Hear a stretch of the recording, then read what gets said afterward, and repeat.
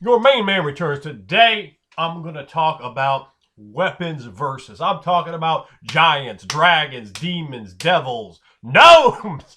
That's right. I'm going to talk about that style of weapon, and I really love those in the old Advanced Dungeons and Dragons. You know, the Flame Tongue, Frost Brand, and we see it to a much more sterile aspect of the third edition. The Bane weapons, while that definitely brought it down and made it very easy to get your +1, +2, +3, whatever, you know, your Kinsai, doing the deal, balancing weapons out, that sort of thing, which was all fine and good, but it definitely took some of the mystique away. And when you give a weapon a special property in a name, it carries so much more weight. What you want is Excalibur.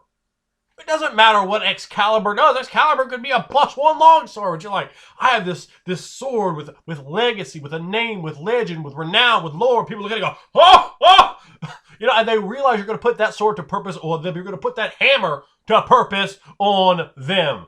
You're gonna take that military fork and put it right through them, and that sort of thing that carries, you know, whether it's a stigma or it's a renown, that in itself is wonderful because it adds to the rich broth of the stories. That's a wonderful thing, and I think weapons like that help tell the tale. Why is this weapon forged against devils? What does it do against them? Who forged it?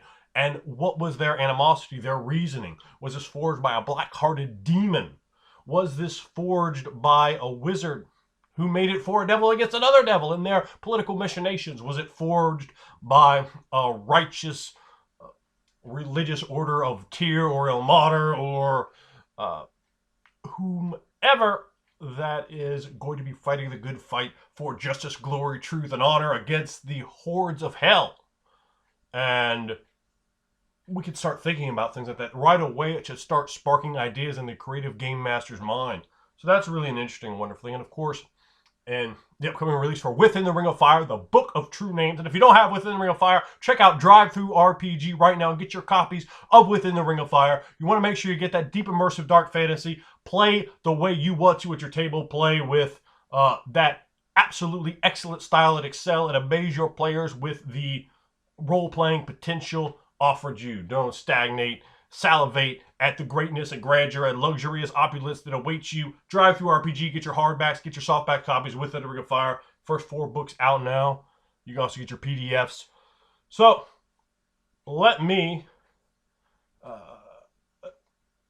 get that sort of idea into your mind of crafting a mystical item created by the gods or a powerful wizard or an ancient force of malignancy, by a spiritual essence, by a powerful ancient giant king.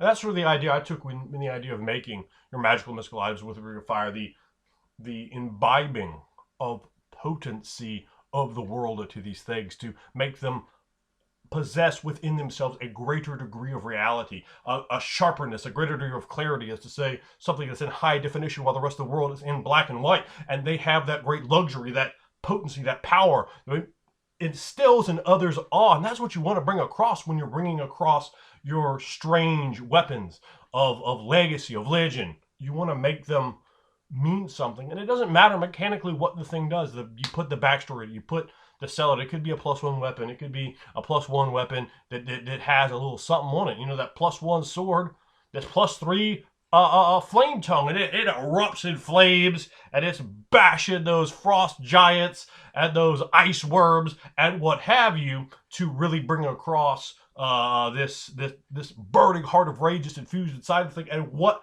components, what properties were put inside there? Was a flaming salamander affixed to the soul of the steel in the process of being forged deep in the depths of the wonderful dwarven kingdom?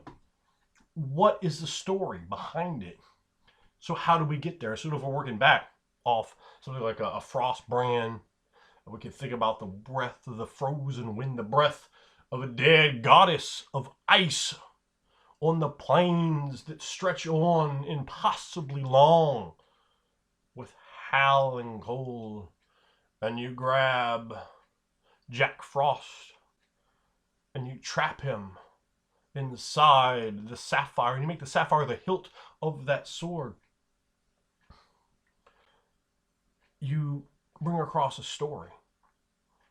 And that's what you want to do. You want to tell stories. You don't want to just ad nauseum throw weapons at players. Make something that's crafted and awesome and cool. And you give it a backstory. You give it a name. You give it a reason. You give it a lore. You give it previous owners who've held it, and give it some special place. Like, yeah, this weapon might only be this, but boy, when you get a hold of a giant, you're going to beat that giant down. When you get a hold of a dragon with this awe pike, that's an awe pike that is a dragon slayer, an item known to have slain 3 dragons, and put that over and make it like no one's ever slain a dragon at all, but this weapon's killed 3 of them. People are like, oh, I want to have that weapon. That's awesome. I want to get up on that green dragon and teach him a lesson just the way I always do with the awe pike, busted the scales. You know, you could call it scale breaker or worm render. You could call it, just something as simple as dragon slayer, or really go very elaborate with a bizarre, strange, long name. And be like, well, yeah, but it means dragon slayer. It means worm impaler. It means Drake slaughterer, or whatever you want to have it mean. You could attach that long, bizarre, strange, fanciful, 85-letter draconic name with apostrophes and hyphens and lots of X's and Z's in it. Because we know dragons love X's and Z's, much like beholders. So, you can bring all that in there, and you can say, all right, look, the last guy that held it was this guy. Last guy that held it before was this guy. Last guy that held it before was this guy. Last guy that held it before was this guy. Last guy that held it before was this guy. And you go through the story of how they lost a weapon or whatever, and it could be a weapon that has some kind of legacy of curse. Maybe it's not a curse at all, but they befell a foul in. What? They're fighting dragons! Of course you're gonna die eventually to horrendous blasts of poison and fire and electricity and acid and whatever else the dragon's breathing on you.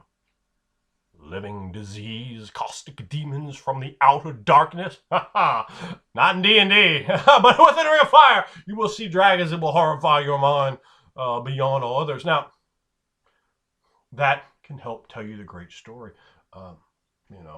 The weapon forged in the heart of a volcano with the metal from a fallen star. And you bring all those properties in, and you tell the story. Or you can even allow the characters to be the one to create the story. Or you can throw it back. They get the weapon, and maybe the weapon has some semblance of intellect. Not to say it's sitting there talking to them, because that gets really bad. Don't just no. You gotta be more smoother than that. But the weapon maybe imprints upon them as if it has some sort of memory that it's expressing through the blade as they touch it over and over again, and they learn why this blade is actually copper, because it's so absurdly old. They have a blade that's like 8,922 years old. It's made of copper. It's made before Iron Age. It's made before bronze. It's made before steel. And it could be absurdly old. And that could tell a great story. So, you can go through that. Use a copper weapon. And say, oh yeah, well, this weapon has this drawback, but because it's got so much magic on it, or maybe it has no drawback. It has just additional bonuses, even for being so magical, for being so old and so potent, and the magic inside it, or it's faded and dulled over time, and you have to go back and slaughter giants. And it's like, and you get this image of the blade needing to feed on the hearts of giants. You go with this gory siege of just ripping it into the chest and bringing out the heart and letting the blade drink and sucking out the blood, like a seed from Hellraiser. Give them gory, gruesome details. Give them vivid imagery to interact with, and you will have a weapon. And that character's like, that was my weapon. That was my weapon. Yeah, but that was only a plus. Man, shut your mouth. I don't care about your weapon. This is my weapon. Don't you know? Heart drinker. Beard Reaver, Giant Killer, a blade that I traveled the frozen north with, a blade that I dived into the hearts of volcanoes with. The blade protected me from flames and kept me from dying of exposure in the far north of the world, with a breeze bit hard upon my flesh with a blade it needed to feed, and so it made sure I survived to feed it well. And you can put that over and weave that story. Always use those story ideas. Never just give somebody just a jack magic item like, oh, here's something that doesn't matter. It's okay, you get a better fact. And they're like, yeah, they don't care, man. They're not They aren't happy you haven't engaged their imagination. That's what players play for, to have that hot moment, to have to say, look at my luxuriousness now. Look how balling I am. You understand what I'm talking about? That's what they want to have. That's what they want to have from you, Game Master. So give it to them. Give them every ounce of your imagination. You can do it so easily with in this one little part, adding the weapon in. And of course, you don't need to rely on that. It's a trick. It's a tip. It's an addition. If you got nothing to work with, this isn't going to save it for you. If you got something going, you're going to go up another level in this, in their enthusiasm, in their interest, in their hey man, what do I do? Tell me more. They calling you up. They trying to get more bonus games in. They're trying to explore things as you go back into history. Explore the mountain, explore the volcano, explore the frozen glacier, explore the dark jungle, explore the sandy desert, explore the craggy, rocky peaks, explore the bottom of the sea where this blade was for 1,000 years, and 1,000 years more beyond that. So when you bring all that in, look how much we have right there. Look how many story seeds you could have that the blade wants to kill one of each kind of giant, right? And whatever the giants are in your world. I mean, they're different in Kvegathale than they are in Forgotten Realms, than they are in some Savage World setting, than they are in Palladium Fantasy. But you go for each of these kind of giants. Maybe you start with like an ogre or something, or a troll, and you kind of build and build and build until you're standing there with a storm giant. And maybe your character was good. It's like, well, I'm good, but I have this ethical dilemma because my sword needs to kill you, and I got to do what this sword wants. So sorry, about your damn luck.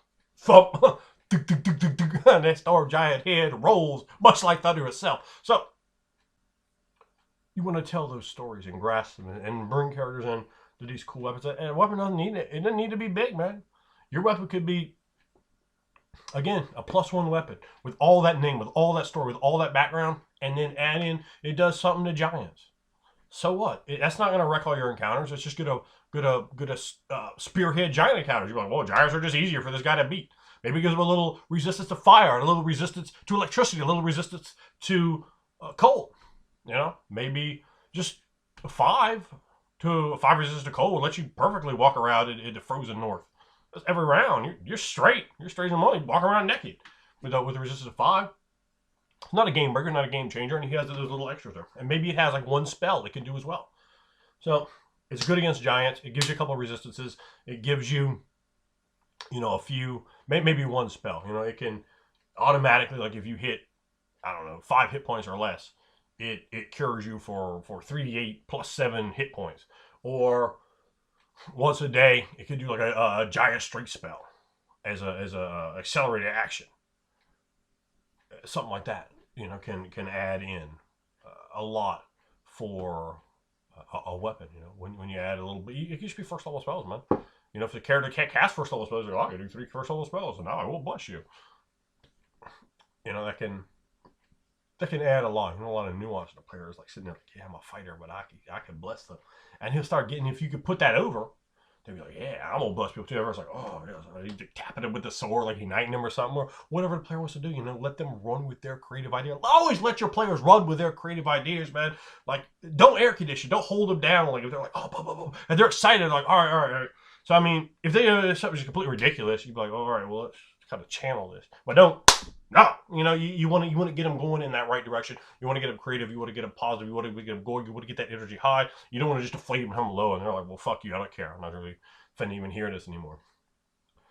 Get with them and use it, manipulate it, change it, divert it, get it where you want it to go if you need to. If it's too far out there, curve it in, but keep that flow and be like, pick it apart. They're like, all over the place with all this stuff, and like, okay, well, that's too ridiculous. But this other part that's over here, yeah, we can work with that. So just start directing them and bring them back around, and they're still gonna be creative. They're still gonna be excited, and you go, oh yeah, tell me more about this. Okay, what if we did this? Yeah, and you're bing, bing, boom. And you got a good thing going. You got a good thing running right there in that RPG experience. So it's your main man. I really love weapons. These are the types of weapons that I really like the best. It's got to have a reason, for being this kind of deal. Whatever it is, if it's the Viper Venom of the third depth. Maybe we have an imp entrapped in there, and you're like, natural 20, and it poisons them. They're like, oh God, why? And they've been poisoned by your pitchfork. You know what I'm saying? And straight out of Hades with that natural 20, and then they're losing like a D8 Constitution points. on top of whatever else horrors it does, you know. So that really adds so much to it. And think colors. Think making the weapon look a little bit different. You're like, yeah, well, this weapon is made of gold.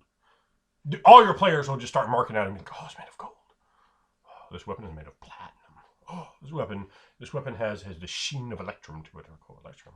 That's not even in the book. What is that? You know, this weapon, it looks different. However it is, you know. I mean, you look at gold. I mean, hell, they get golden axe. They got a giant golden axe, and that's opulent right there. You're like, hell yeah, I want a golden axe. That's cool. You know, your players are gonna go, that's different. When it's not just some standard XYZ by the book deal. When you put a little time into it. When you take an example, you know, like I said, you take that flame tongue and go, all right, well, I like this, but let's do this, and this with it instead. And you run that way in your AD&D game.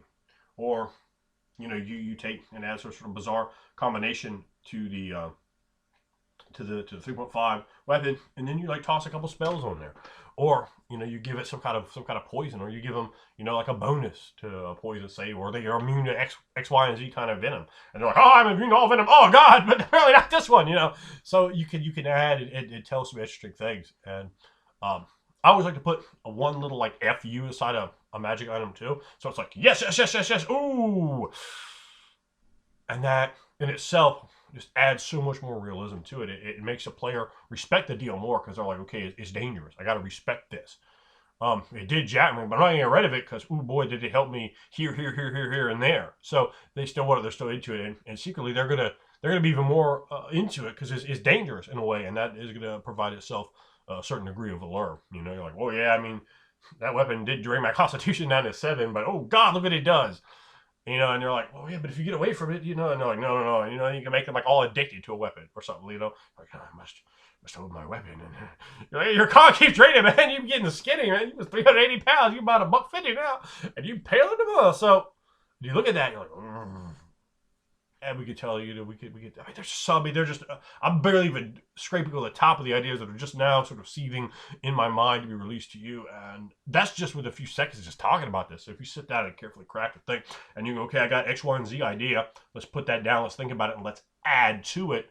I mean, you can run, man. You know, with a lot of thought, you guys can definitely come up with some very entertaining, very interesting items, and that's what I challenge you to do. You know, when you're making your camp page, and you give the player something that was really interesting. And I don't like just an item like custom made to a character. Give us something that screws them. They're like, well, I don't even need that ability. I don't want that ability. Well, it has it, so that's on you.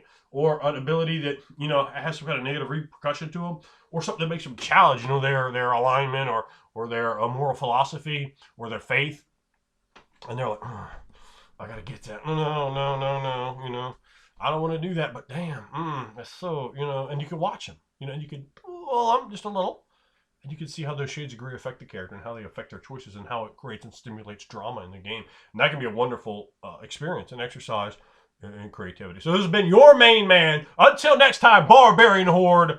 Enjoy creating and crafting your own interesting, entertaining, and special magical items, whether you're playing Within the Ring of Fire or Dungeons & Dragons, whether you're playing Palladium Fantasy, whether you're playing Earth Dawn, or if you're playing a Savage Worlds RPG in a fantasy setting of your own demise or devise or creation, whether it's Dark Sun or Planescape, or Forgotten Realms or Dragonlance or any of the other RPG arenas of the mind that you wish to compel your players into, with which you wish to exchange mental duels of wits.